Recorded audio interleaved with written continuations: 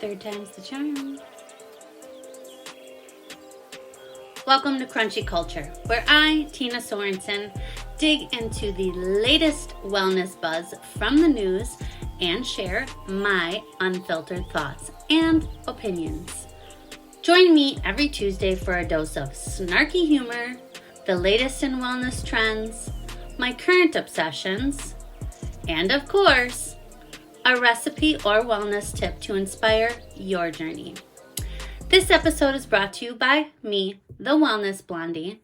If you're passionate about natural remedies, holistic wellness, and delicious whole food recipes, head over to the Wellness Blondie blog for inspiring content to nurture your mind, body, and soul. Exciting news, you can now watch these episodes on YouTube, Spotify, or my website. Plus, if you subscribe on my website, you can get these delivered directly to your inbox, so you never miss an episode. My current obsession that we're going to be diving into this week is underconsumption. I stumbled across this concept on social media a few months back, and my first reaction was, what kind of minimalist mumbo jumbo is this? But after peeling back the layers, I realized it's basically the holy trinity of reduce, reuse, recycle, but with a shiny Instagram-worthy makeover. Classic social media for you, right? Here's the deal. What influencers are saying about underconsumption isn't just a remix of save that spaghetti sauce jar for leftovers, although honestly, who doesn't love a solid upcycle? It's all about consciously consuming less in every part of your life. It's not just about your wallet either. It's about reevaluating every habit and asking yourself the hard-hitting questions, like, do I really need this new kitchen gadget, or can I Frankenstein a solution with what's already in my drawers? Can I justify wearing my jeans just one more time before they hit the laundry? Or am I officially crossing the line into rustic chic chaos? I'm there. Is my pantry actually stocked for practical use, or am I subconsciously gearing up for some post-apocalyptic scenario? Underconsumption challenges us to buy smarter, waste less, and be intentional with what we have. Influencers are giving it an upgrade with ties to zero waste, sustainable fashion, and conscious consumerism. Think mending your clothes instead of tossing them, eating through your fridge instead of chasing that next TikTok food trend, and telling Amazon and that 20% off coupon code, not today capitalism. So naturally, I've been reflecting on my own habits, and let me tell you, the rabbit hole is deep. How much stuff do I own that is purely decorative dust? Way too much. How many had to have it impulse buys are buried in my junk drawer? Too many to count. Adopting this mindset hits on everything from how you spend your money to how you live your life. This brings me to a TikTok that stopped my scroll and had me shouting, "Preach, sister!" Apologies in advance. I'd love to credit the creator, but thanks to TikTok's black hole of forgotten videos, I cannot find them. The first part featured someone doing a Marie Kondo style decluttering spree to embrace underconsumption. But then another creator stitched in and dropped the truth bomb. This right here is the problem. And they're right. We overbuy and then declutter, thinking we're making a difference by donating to thrift stores. But here's the reality check. Thrift stores are drowning in overstock. Why? Because people aren't shopping there. So what happens to all that excess? It eventually ends up in landfills. So are we really solving anything or just shifting the problem to a new location? The solution? The TikTok creator suggested finding a local community Facebook group where people can post items they no longer need and give them away for free. Yep, free. This way, you're not contributing to landfill overflow or relying on resale shops to handle that surplus. Instead, you're getting items directly into the hands of people who actually need and want them. It's less of a quickly decluttering dopamine hit and more of a meaningful way to repurpose your stuff. Honestly, it's a game changer. No more feel-good surface-level fixes. This underconsumption meets intentional action, and I'm here for it. So what do you think? Would you try it, or are you clutching your overflowing junk drawer with "not today" TikTok? Let me know your thoughts below. Okay, to the meat of this episode, and what we really came here for. Personalized nutrition. This hot new trend where everyone thinks they need their diet curated like a Spotify playlist. DNA, microbiomes, specific health needs. It's the Whole Foods version of "you're special," but let's unpack if it's worth the hype. Does DNA even matter for your diet? Here's the tea. I do think your gut microbiome plays a big role in what you should eat to have a healthy gut. Switching to a paleo-style diet was the glow-up my gut needed. But, and this is important, that's my gut story, not yours. Case in point, my husband and son thrive on a low-carb keto diet, while my daughters crush it with whole foods and zero restrictions. And me, somewhere in the middle. But here's the kicker. Aren't we supposed to have similar DNA since we're all related? If so, why are our diets so different? Could it be the microbiome? Spoiler, it probably is. Now let's get nerdy with the NIH. According to the National Institutes of Health, aka Smarty Science folks, personalized nutrition, PN, is a game changer. It combines genetic profiles with tailored diet recommendations to optimize health and manage chronic diseases. Fancy stuff, right? Research highlights how DNA, diet interactions, can impact conditions like diabetes and obesity. Translation: if science figures this out, one day your kale salad might come with a side of genetically ideal dressing. PN involves analyzing your genetics, phenotype, biochemical data, and nutrition to create a personalized plan. Cool in theory, but will peasants actually see this tech? From food scarcity to UPF abundance and how we got here. Let's rewind. Humanity used to focus on getting enough food to survive. Now, we're dealing with chronic diseases because our modern diets are packed with UPFs, ultra-processed foods, aka not real food disguised as food. Are these researchers actually counting UPF as food? If so, it's a fucking joke. Dietary guidelines shifted over time, pushing plant-based diets like vegetarian, Mediterranean, and Asian diets, all supposedly better for preventing chronic disease. Sounds legit, right? Or is it? Insert tinfoil hat moment. Were chronic diseases even a thing back when we were chomping on animal-based meals? Or did these diseases rise when we traded steak for ultra-processed filled plant-based everything? Just asking some questions here. The food pyramid is a scam. Yep, I said it. The food pyramid or plate or whatever geometry they're using these days isn't about health. It's about control.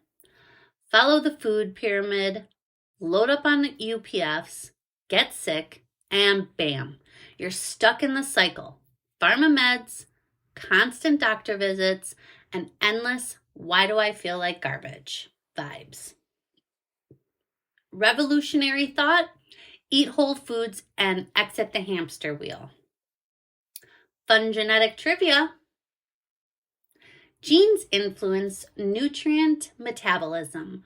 For example, the MTHFR gene affects how your body handles folate, linking it to heart disease and diabetes. Makes sense, but I'm still hung up on how all my kids' diets differ from mine. A quick Goog told me they inherit 50% DNA from me and 50% from my husband. Cool. That explains my son eating keto like his dad, but my girls? Maybe they've got fewer DNA abnormalities than me. So, is it the gut microbiome? Before we dig into microbiome magic, PSA, most of the science is still in the "we're testing on cancer patients" phase. Translation: don't expect a personalized diet plan with your next Amazon Prime order. Now for the microbiome 101. The NIH describes the gut microbiome as a bustling metropolis of trillions of microorganisms chilling in your gut. Bacteria, fungi, viruses, you name it, these critters are in there, influencing your digestion, immune health, and even brain function. Yes, brain fog might be your gut's fault. Diet massively affects your microbiome, which in turn determines how you digest food.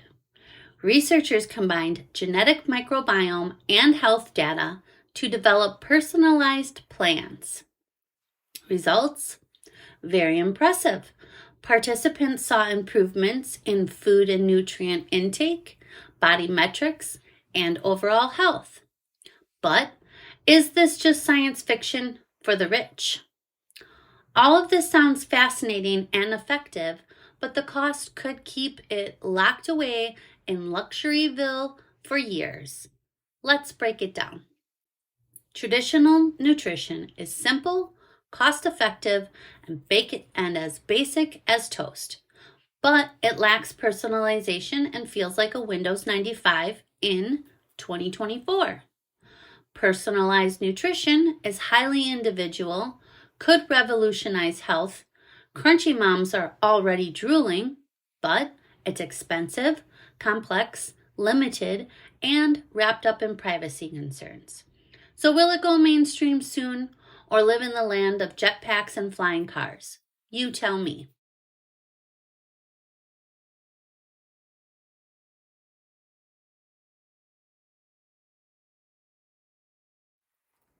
It might make America healthy again by preventing diseases, even for those with dicey epigenetics. The crunchy culture's been yelling this for years. Get back to eating whole foods and ditch ultra-processed foods, or at least strip out the junk like seed oils and mountains of sugar. Personalized nutrition sounds incredible, but while we're waiting for it to hit reality, there's one surefire approach: real, whole foods win every time.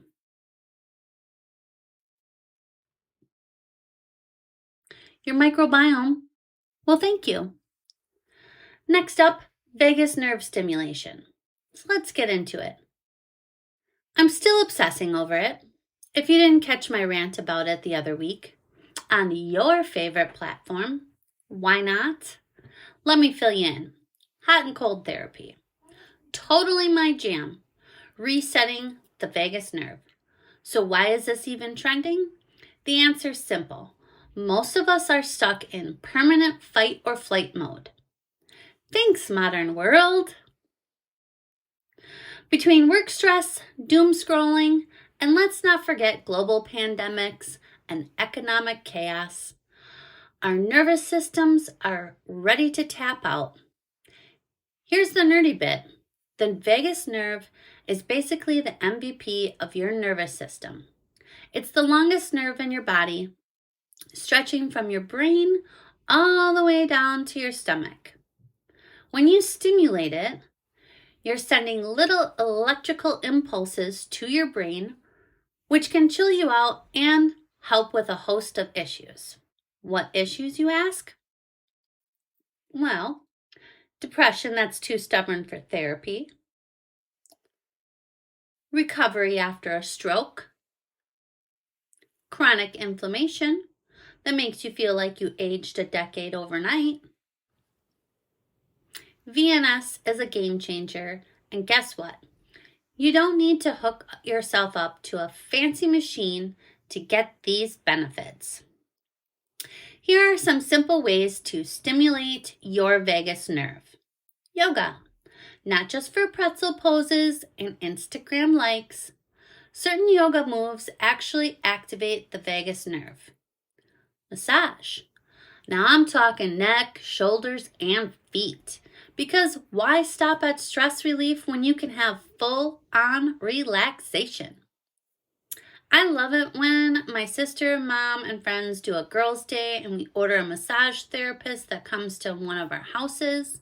We all get together, have a couple of drinks, some good snacks, conversate, and we all get a massage.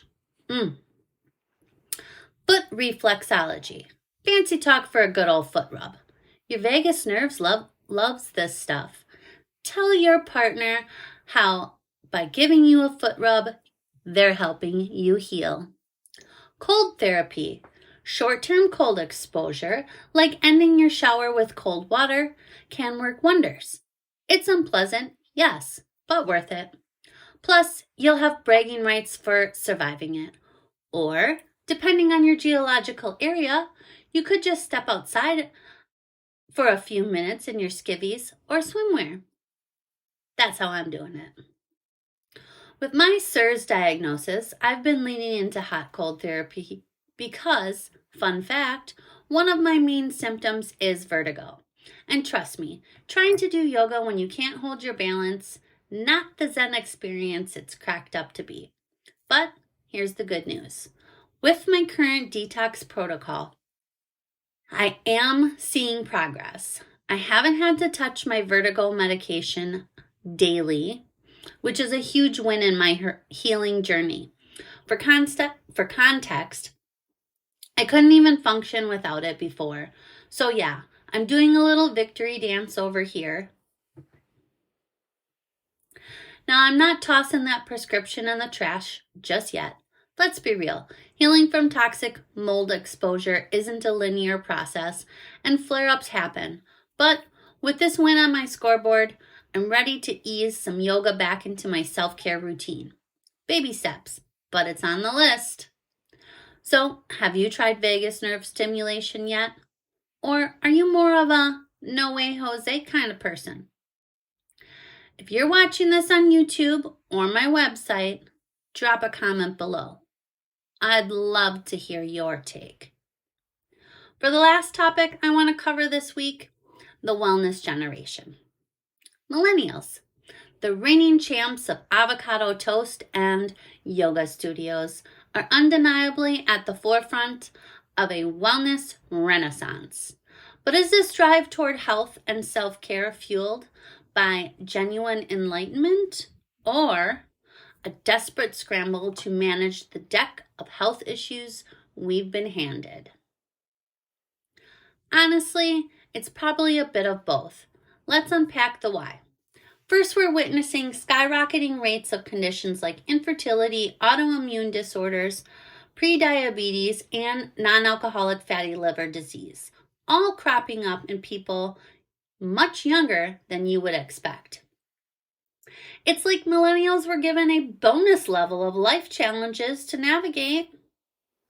Combine that with the visibility social media provides, and health issues are no longer whispered behind closed doors. They're broadcasted in stories and reels. Chronic fatigue, leaky gut, post goes live at 9 a.m. What's wild is how quickly health struggles have transitioned into both a personal mission and a community conversation. I should know. I've been on this wellness roller coaster for 2 decades. As a proud zennial, I was whipping up quinoa bowls and blending green smoothies long before they were trendy. When my firstborn came along, my health journey hit the fast track. Only back then, resources were scarce. My wellness crew was limited to grainy library book photos and basic blog posts, and most of these blogs were glorified sales pages for MLMs. My gut health guesses were more like stabs in the dark. Oh, how I craved even one support group to swap recipes or confirm I wasn't totally off my rocker. Now, it's an entirely different world. With social media and online forums, you have wellness advice at your fingertips. But here's the kicker. Convenience doesn't equal clarity. For every inspiring post about overcoming health challenges, there's another advising something so absurd. It would be funny if it weren't concerning. From bashing brands simply because someone in Idaho disagrees with their company's vision or practices, rather than questioning the actual ingredients, to promoting DIY protocols like deworming and so-called detox magic that sound more like a wild science experiment than safe practices. It's pure chaos out here, people. Sometimes it feels like influencer science has a stronger hold on the narrative than peer-reviewed research. What started as a quest for health has occasionally veered into fear-based and trend-chasing tactics. Certain online health groups feel more like a contest of extremes, like who can eat cleaner or avoid more toxins. Don't even get me started on the endless supplements influencers peddle with vague promises and zero disclaimers. While accessibility to health advice has empowered so many, it has also invited a lot of misinformation on it. That said, millennials are the trailblazers of this wellness way for one reason: resilience. Despite the overload of half-baked info, there are ones out there calling out nonsense, diving into ingredient lists, and spreading awareness about the importance of mental health alongside physical health. They're not just adapting, they're challenging the systems that got us into this mess in the first place. But here's the real question. Are we building a sustainable, informed path to wellness? Or are we burning out chasing health perfection? Where's the line between educating others and spiraling into overconsumption of wellness itself? So what's your take? Have you spotted advice that made you roll your eyes so hard you got a headache? Or maybe you had a genuine wellness win that changed your life. Let's spill the kombucha-free tea on the good, bad, and the absolutely absurd corners of this wellness boom. Share your story. Bonus points if it involves one of those "what was I thinking" moments. I've got lots of them.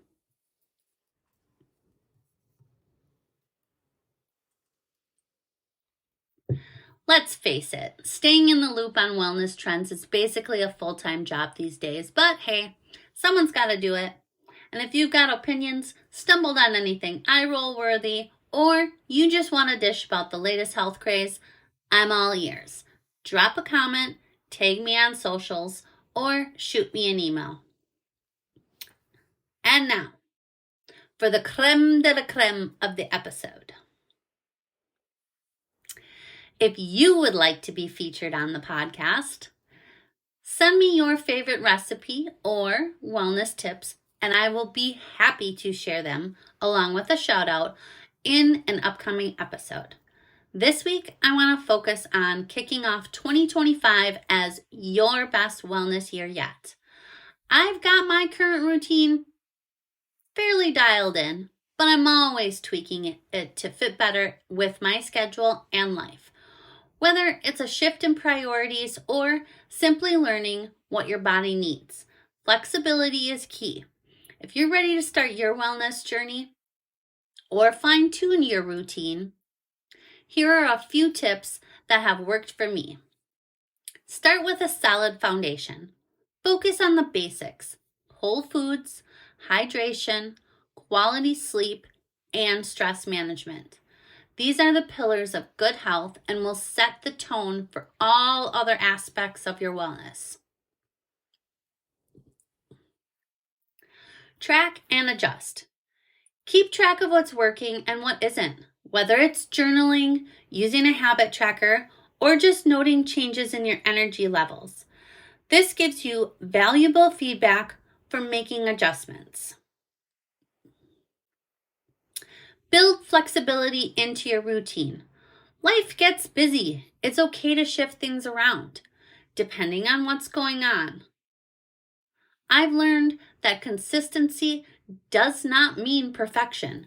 It means making mindful choices whenever possible. Set realistic goals. Instead of aiming for drastic changes, set small, achievable wellness goals. Progress comes in increments. Celebrate every win.